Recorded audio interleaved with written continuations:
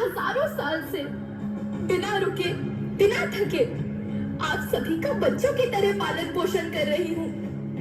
मैं तब भी थी जब आप लोग नहीं थे और मैं तब भी रहूंगी जब आप लोग नहीं रहेंगे।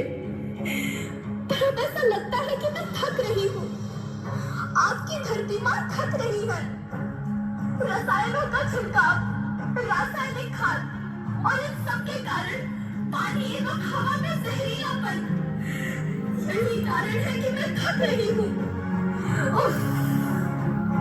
क्या आप जानते हैं कि इन रसायनों के जहरीलेपन से मेरी मिट्टी वैसे ही जलती है जैसे आपके शरीर पर कोई तेजाब डाल दे। लगता है मेरे बच्चों को मेरे दुख का अंदाजा नहीं है। मेरी मिट्टी बंजर हो रही है। ये रसायन मेरी मिट्टी के उपजाऊपन को खत्म कर रहे हैं और उसमें पाए जाने वाला नमक मेरे शरीर में मिर्च की तरह जल रहा है। मेरी फसलों की पैदावार कम हो रही है। मैं धीरे धीरे और थक रही हूँ।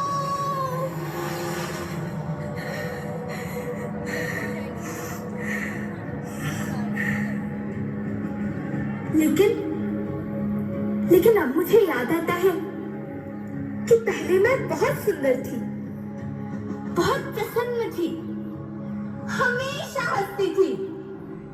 मुझे अब भी याद है।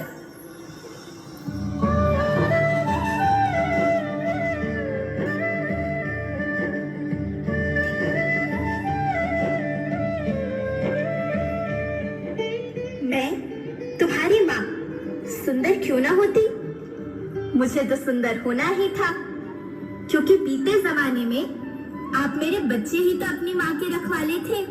आप लोग प्राकृतिक खेती करते थे और फिर हमारी सभ्यता में तो प्रार्थना में धरती कल्याण की है।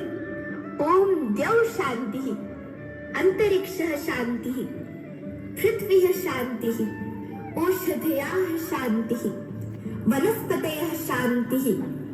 ओम शांति शांति शांति।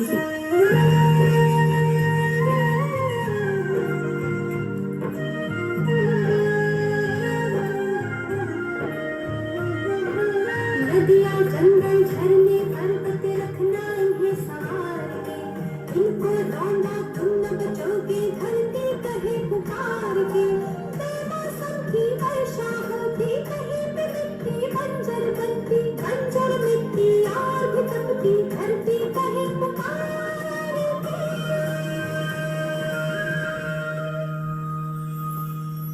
हजारों साल से मनुष्य धरती की गोद में रहता आया है, लेकिन आज मैं आपसे पूछती हूँ कि आपने इसके बदले धरती माँ को क्या दिया?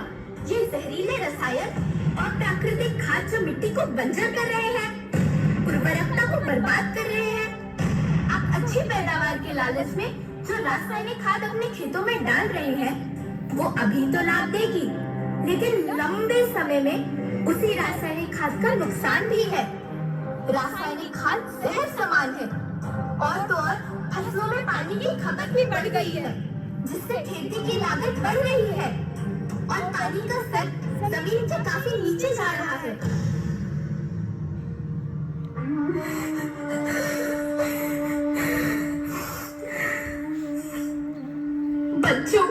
मैं तुम्हारी माँ हूँ।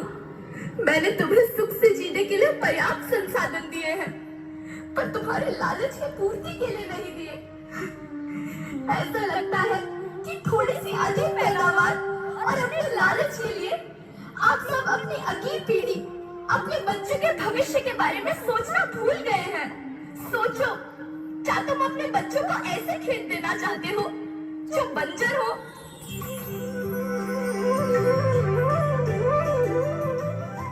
अरे तुम तो विंध्य की बेटी हो, मध्य प्रदेश की बेटी हो, भारत की बेटी हो।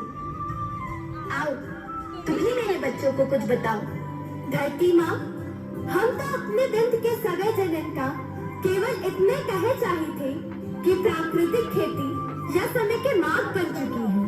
प्राकृतिक खेती या उद्देश्य के साथ होत है कि जौने जमीन और हमरे मिट्टी की उर्वरकता बनी रही। हम सबका प्रकृति के साथ मित्र जैसा व्यवहार करे चाहिए।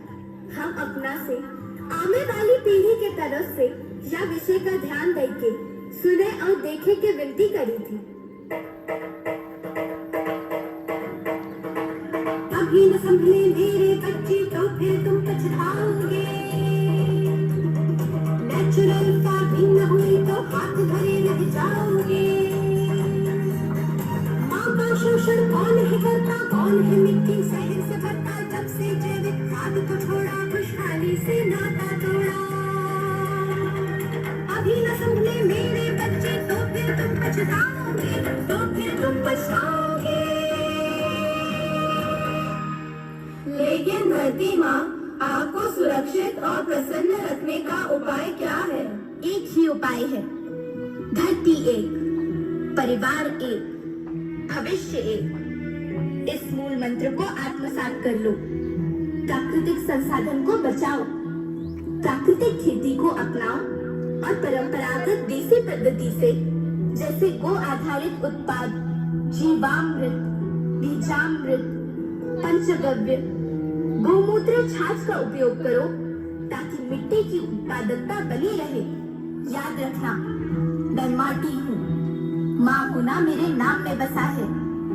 पोषण करने के लिए ही मैंने जन्म लिया है। करोड़ों सालों तक धरती पर सांसों की डोर आगे बढ़ाई। पेट भरा जब सबका, तभी मैंने संतुष्टि पाई। वो माँ हूँ मैं सबकी, जिसने जन्म न देकर भी जीवन संभव बनाया। अन्नदाता मेरे पुत्र किसान, तुमने ही तो इसमें मेरा साथ निभाया। दिन रात सींच पसीने से मुझको हर मुंह तक रोटी पहुंचाई। जब तुमने माथे मुझे लगाया, मैं हरियाली बनकर मुस्काई। मिट्टी बंजर होने से या धरती के नुकसान से किसी एक देश, एक द्वीप, एक समाज या एक धर्म का नुकसान नहीं है, बल्कि सभी का है, क्योंकि सभी आपस में बंधे हैं। धरती की श्रृंखला टूटी, माना टूटी, सब बिखर जाएंगे, सब खत्म हो जाएंगे।